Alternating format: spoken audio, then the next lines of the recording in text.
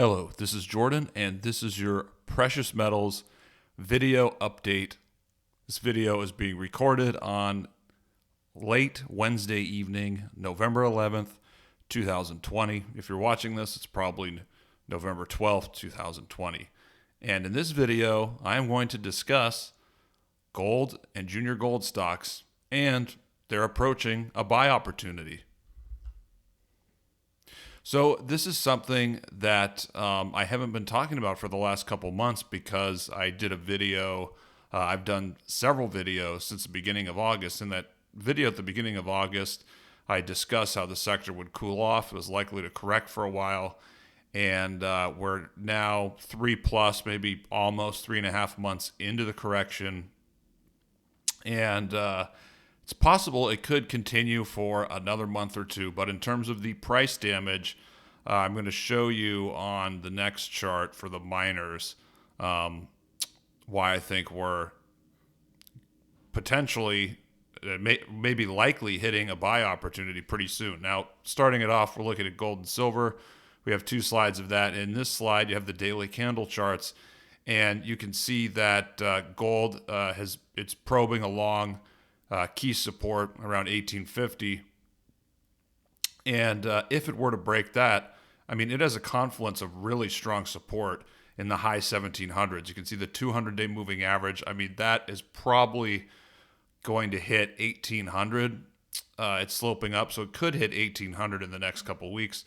And also the 38% retracement. That should say 38% retracement. That's an error. Excuse me, that is the 50% retracement. So that is correct. The 50% retracement, that's just below the 200-day moving average. They're in the high 1700s. So if gold were to break below 1850, that's probably going to lead to a low of some kind. And one positive is that silver, which is at the bottom, that's been holding up better than gold. You can see that it would have to fall about or close to $2 an ounce to test its support there. Where the September and late October lows were. And if silver were to break that, it has a confluence of really strong support coming up at 21 or maybe just a touch below. So silver is holding up better than gold. That's always a good sign for the sector, even though the sector is still correcting. But the final word here is, look, if the metals dump lower, it's nothing to worry about because they're going to be dumping towards really, really strong support and a likely low. Now, one more chart on gold and silver. This is an analog chart looking at corrections in gold bull markets, looking at 4. And so what I did is I looked at the recent move we had in gold, and then I compared it to similar moves or similar points throughout history. And then I looked at, after those points in history, how was the correction in gold? What happened as far as time and price? So I put all those together in an average, and so that's in blue, and then the current correction is in black. And so they're not tracking that closely, but a couple of things I do want to mention. The average of all those corrections in terms of time was about 5 months, maybe 5.5. If you look at the analog, you can see that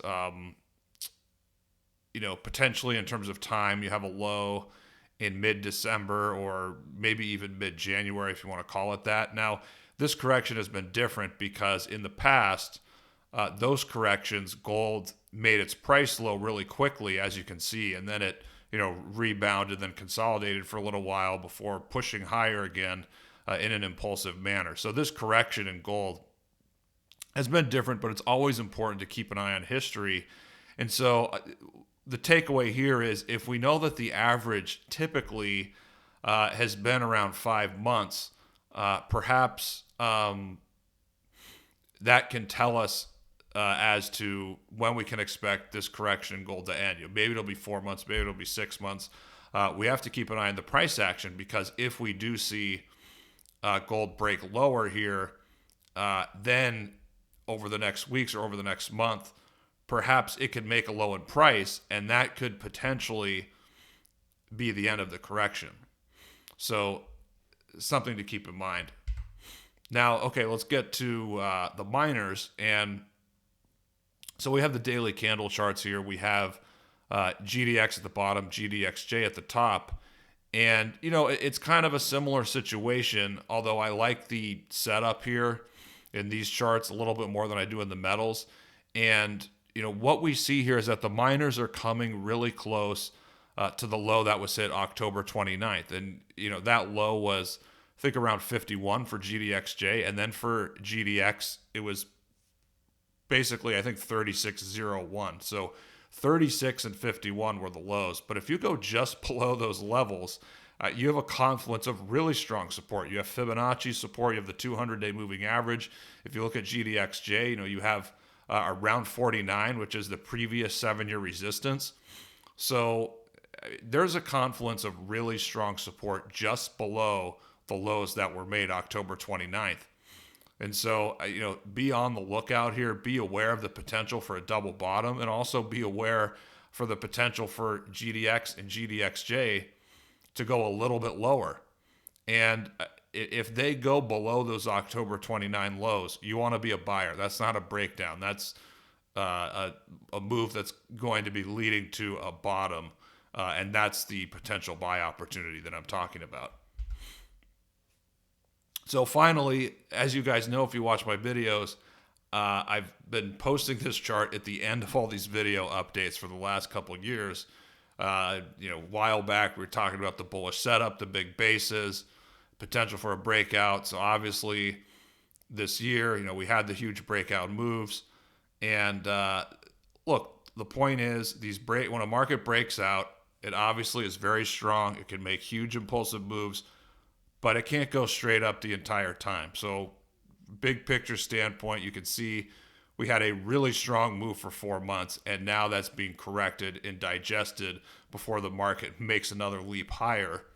And if you look at the measured upside targets, you can see I have the red horizontal line. And so GDX, the upside target is 50.51, but for the juniors, you know, we have GDXJ there in the middle, GOEX at the bottom, which is the explorers. You can see there's a lot more upside potential in the juniors. I mean, they aren't even close to achieving or coming close to the measured upside targets. So if you're looking at this, you know, the big move that we had earlier this year, and you're thinking, well, I've missed the party, it's too late. No, that's not true. That's incorrect. The market, it made a great move, but as I said earlier, it has to correct, consolidate, digest that move. Buyers and sellers have to reach an equilibrium, and at some point, the buyers will gain an advantage, they'll gain control, and the market will grind higher and, you know, eventually surge higher after it bottoms and grinds higher. So going back to the last couple slides, just a little more selling, a little more downside in the sector, and we could be hitting an important low. So pay attention over the coming days and weeks. Again, there's potential, strong potential that we could hit a buying opportunity very soon. Does that mean the correction is going to be over? Not necessarily, but you know, you can't always get a perfect entry point.